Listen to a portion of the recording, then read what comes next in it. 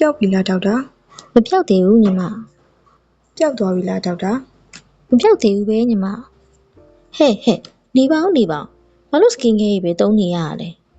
မဲဆက်ဝက်ရှန်နေပြအောင်လို့လေဒေါက်တာရဲ့ skin care လေးုံနဲ့အမဲဆက်တွေဝက်ရှန်နေပြောက်မယ်လို့ဘသူကပြောရတော့ မပျောက်ဘူးလားဒေါက်တာ ဟုတ်ပါရဲ့မပြောက်ပါဘူး ဒါဆိုရင်မဲဆက်တွေဝက်ရှန်နေပြအောင်ဘယ်လိုလုပ်ရမှာလဲ skin care တစ်မျိုးတည်းသုံးရုံနဲ့အမဲဆက်ဝက်ရှန်တွေမပြောက်နိုင်ပါဘူးဒါပေမဲ့ဝက်ရှန်အမဲဆက်တွေမပြောက်ဘူးဆိုပြီးတော့မှ skin care မသုံးလို့မရပါဘူးเนาะညနာတစ်ခုကောင်းမှုဆိုလို့ရှိရင် skin care တွေကိုနေ့တူတကွာနီးမှန်လမ်းမှန်နဲ့အသုံးပြုရပါမယ်ဝက်ရှန်နေမဲဆက်တွေထွက်လာပြီဆိုလို့ရှိရင်ကိုယ့်ဘာသာကို skin care တွေမှန်တမ်းပြီးတော့မှအသုံးပြုနေမယ့်အစား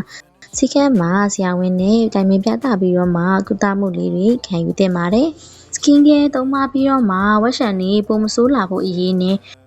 ချို့ skin care တွေမှာ steroid ပါလာလေးတွေကိုသုံးမိသွားမယ်ဆိုရင်အရန်မဲ့အနေများပါတယ်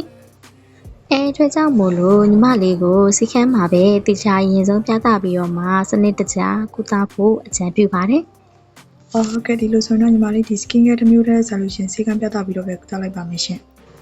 ဒေါက်တာရိုစီစီကမ်းမှာဆိုရင်ဝက်ရှန်အမဲဆက်တွေကိုတက်တာပြောက်ကင်းပြီးမျက်နှာလေးတွေပါကြည်လင်ဝန်းပအောင်ကုသပေးနေလျက်ရှိပါတယ်